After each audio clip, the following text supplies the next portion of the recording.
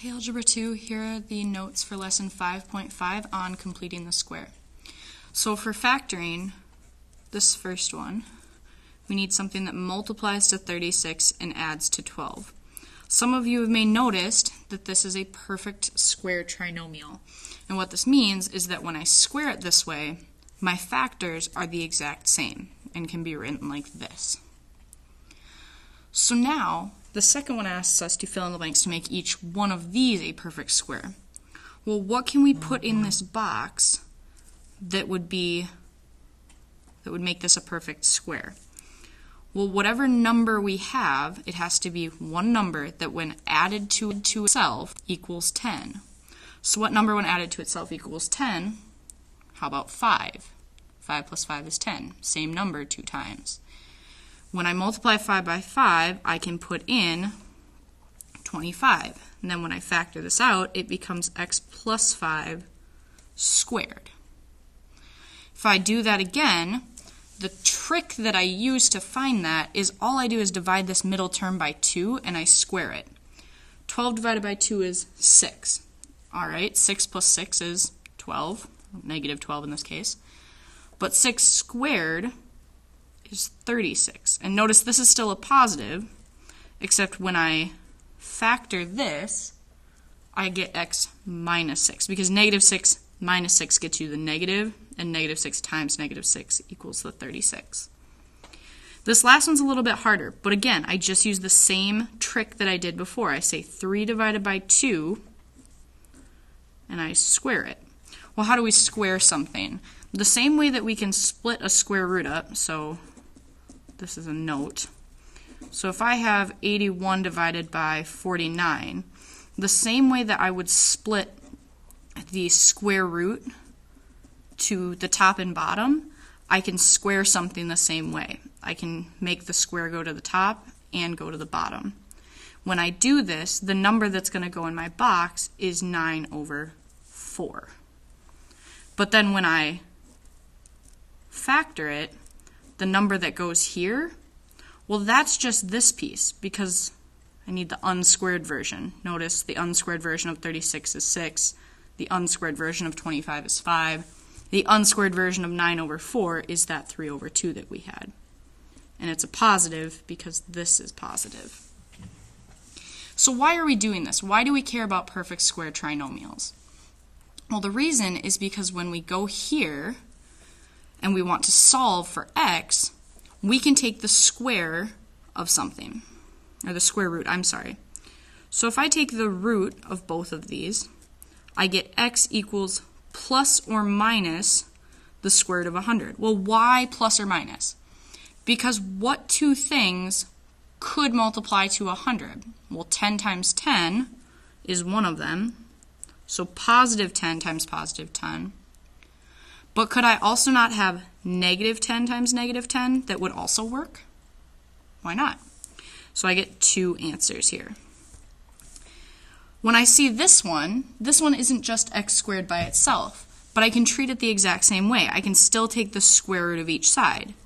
When I do that, I get x minus 2 on one side, and I get the positive and negative version of the square root of 81. In this case, plus or minus 9. Well, now I split it into 2 pieces. I say x minus 2 plus 9. That's going to be x equals 7. When I break it into the other one, it's going to be x plus 2 minus 9. Or I'm sorry, plus 9. And that's going to be 11. Did I do this wrong? 2 minus 9, negative 7. And plus 9 is 11. I forgot my negative sign there. And now x is by itself. Let's keep going. This one, same thing, we take the root of both sides. We get a minus 4 equals plus or minus square root 21. I move the 4 over. I get 4 plus or minus the square root of 21. I want to be able to simplify this. The only problem is I can't. So this is as far as I can go. This is my final answer. Well, what do you think about all of the left sides of the equations? Well, they are all perfect. which means we can take the square root of them. All perfect squares. So can we solve this quadratic in the same way? Kind of, but we have to do a step before we solve it. We have to make this look like this. Like this. We have to make it a perfect square. So what we're going to do is we're going to factor this down into its two terms. In this case, it's positive 3. But another way to write this is x plus 3 squared. We did learn a few units ago how to factor our perfect square trinomials. If you need a review of that, might want to go back and check those notes. Notice I'm still going to leave it set equal to 81, and now I can solve this just like I solved the problems above. I take the square of both sides, and I get plus or minus 9. That's the square root of 81. I get the plus or minus version. I break it into its two pieces, and I get negative 3 plus 9. That's 6. And then I get negative 3 minus 9. That's negative 12. So my final two answers are 6 and negative 12. All right. This last one would be really nice, except it's not a perfect square trinomial on the left side. So what we need to do first is we actually need to make it a perfect square trinomial. And yes, it can be done. Except this term, this 5, it's causing issues. It doesn't work with my perfect square trinomial from before. So what I'm going to do to solve this is I'm going to actually move that 5 to the other side. It was negative, now it's positive. And I'm going to leave an empty spot in its place. What would I want in that empty spot if I wanted this to be a perfect square? Well, let's go up to our examples from before. How do it up here? What did I want in this box? Well, it was 1/2 squared. What is 1/2 of negative 4? 2. 2 squared is plus 4. So I replaced it with a plus 4, but whatever I do to one side, I have to do the other. This is completing the square. We have completed the perfect square on the left side, and we've balanced ourselves out on the right. Now we can break it down into its two factors. Y minus 2 squared equals 9. And here, again, we are just solving the same way we did before. Y minus 2 equals plus or minus 3. Y equals positive 2 plus 3 is 5. Positive 2 minus 3 is negative 1.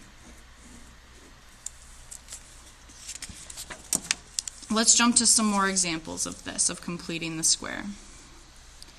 Again, this 4 doesn't work for me, so I'm going to leave what does, leave a space, and move that 4 to the other side, and then leave a space. 1/2 of b is 6. 6 squared is positive 36. I have to complete the problem. And from here we break it down. Y plus 6 squared equals positive 32. Okay. Y plus 6 equals plus or minus the square root of 32. Y equals negative 6 plus or minus the square root of 32. Now you may think this is where we're done. We are not quite done yet. We have to go one step further. We have to simplify the root. When we simplify this, it is 4 times 8, or 2 times 2 times 2 times 2 times 2.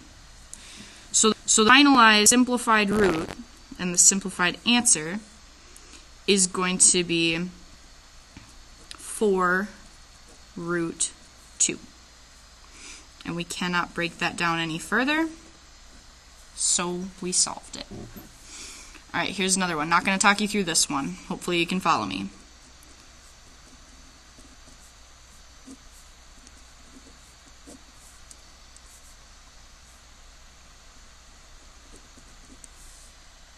If you're confused about this one, there's an example on the previous page where we had a 3 in the middle.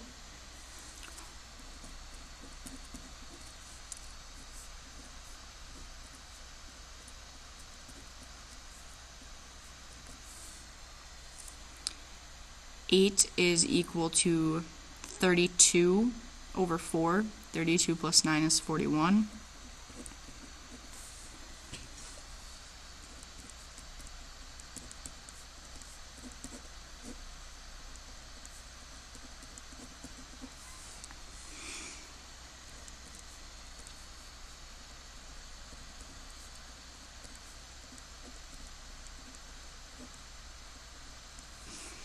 If you're confused as to what I did here, I did 2 steps. I moved the 3/2 over, and I simplified this square root because I distributed the root to the 41 and to the 4. You can't simplify the 41, but you can simplify the square root of 4.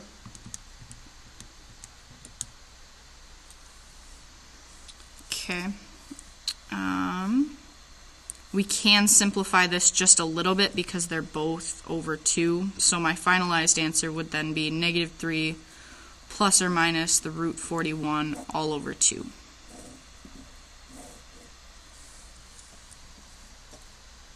Alright, let's keep going. This one's a little tricky.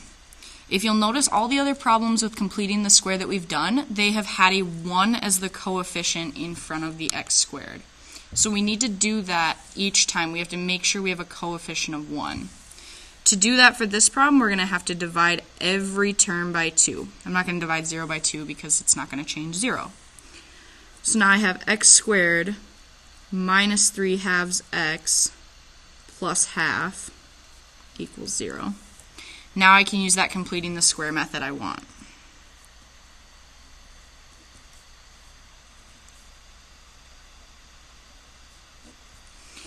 Divide by 2 and square it. It's going to be 3 over 4 squared, which is 9 over 16.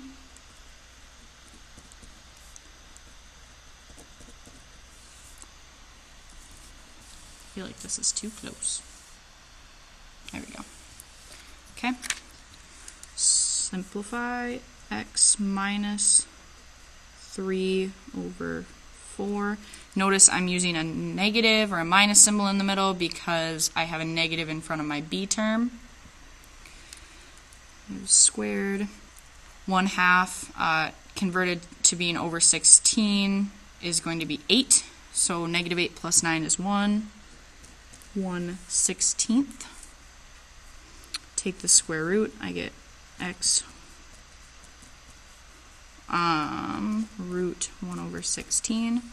When I simplify that and when I move the 3/4 over, I get 3/4 plus or minus.